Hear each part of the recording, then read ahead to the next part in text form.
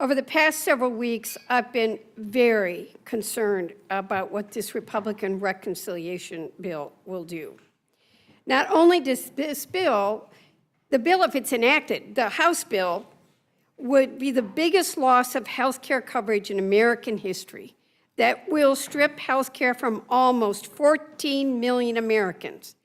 But as my colleague just said, how many of the pieces of this legislation have been considered in the dark of night when the American people are not able to watch what is happening? It's been too many pieces of this legislation. I have offered several amendments. Medicaid is the largest payer of long-term care in America, which is why I filed an amendment to ensure Medicaid home and community-based services, or HCBS, are not cut or reduced as a result of this reconciliation bill. We know that the majority of seniors and individuals with disabilities would prefer to receive care in the comfort of their homes, in the communities that they've known, where they can maintain an independent life, remain engaged in their communities, and age with dignity. And in fact, it is less expensive than in nursing homes, which is where most long-term care in America is paid for by Medicaid.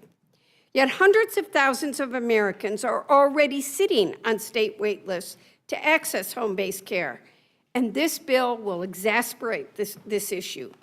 No one should have to sit for years on a waiting list to get the care that they deserve, and caregivers shouldn't live in poverty to do this critical work. Let's be honest. The long-term care health system in this country is broken. And until someone you've loved or you yourself are in it, you don't know how bad it is. And this system, this bill, is going to break the system even more. I'm asking that my Republican colleagues change course on this misguided bill that would harm seniors and individuals living with disabilities. I'm also strongly supportive, and I'm a co-sponsor of Representative Riley's amendment regarding President Trump's Most Favored Nation executive order that was issued May 12th. In fact, I offered this exact amendment during the Energy and Commerce Committee markup last week.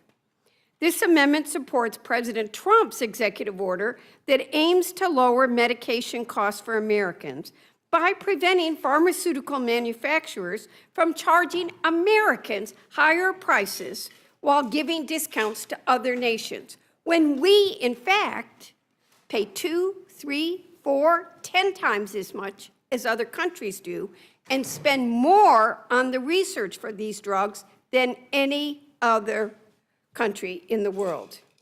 No one in America should have to pay higher prices for medications than patients in other countries, which I have to admit to you, was shocked that every single Republican on the Energy and Commerce Committee voted against this amendment that supports their own president's prescription drug pricing plan. And I have to say, I was very surprised after being up for all night when I watched President Trump Wednesday night say this provision was going to be in this bill. So I think there's some communication issues too. Simply doesn't make sense. This logic is backwards and, quite frankly, absurd. And on top of this, we had a bipartisan deal that opened the door for a solution to lower drug costs for Americans last Congress. But thanks to Elon Musk, Republicans tanked that agreement and are now trying to pass a bill with no meaningful change that would not only fail to lower drug costs, but would also rip coverage away from 14 million Americans. I'm going to end by expressing my concerns with this legislation's impact on our environment and natural resources, which is why I filed 3 amendments that I offered during the natural resources markup 2 weeks ago.